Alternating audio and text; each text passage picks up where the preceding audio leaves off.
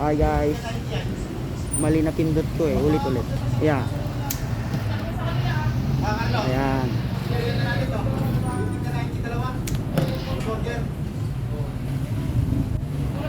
Tama ba yan? Red rose? Apo. Ay, kung lagyan mo isang puti, pwede ba yun? Pwede na, kaso hindi na maganda yung masyado. Ay, hindi na maganda. Bagay, kung nakakalam niya na. Gawin sa gagawa eh. Yung bang lalagyan ko ng sorry darling. Ganun. Yan mamaya pa. Mamaya.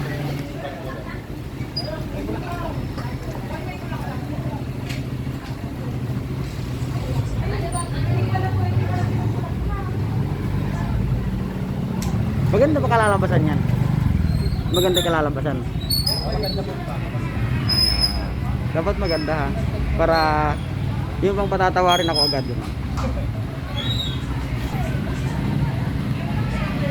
Nangungulik tayo.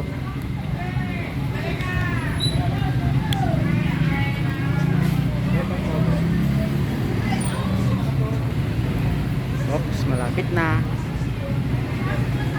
Hindi pwedeng isakay sa motor to guys.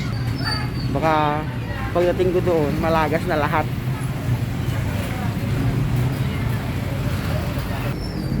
Ayun, konti na lang. Ay, akala ko ba tatlo lang? Okay na po yun. Ayun. Ugali, mapapunod mo na yung mama.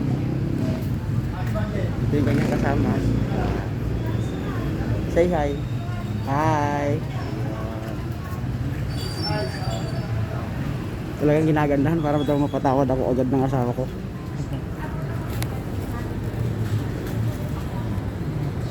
Pagka napatawad ako ng asawa ko, agad i-jollibee ko sa McDo tong dalawa na to, babalikan ko tong dalawa na to.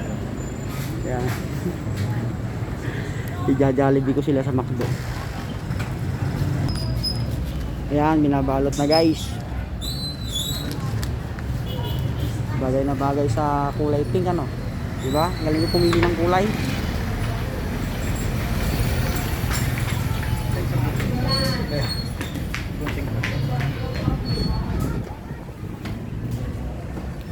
Garleng.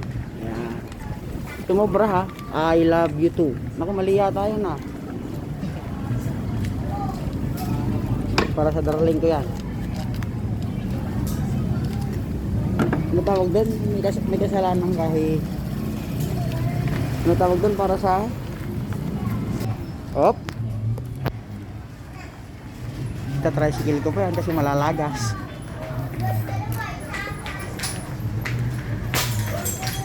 Ganda.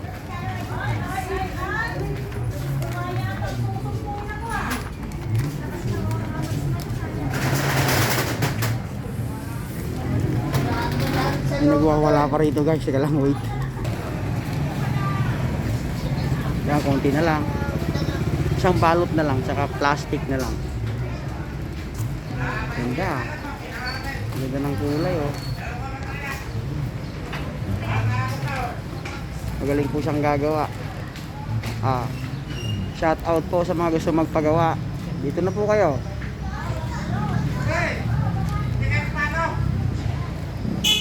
Sigurado. So may mga may kasalanan na mister dyan. Sigurado mapapatawad kayo agad.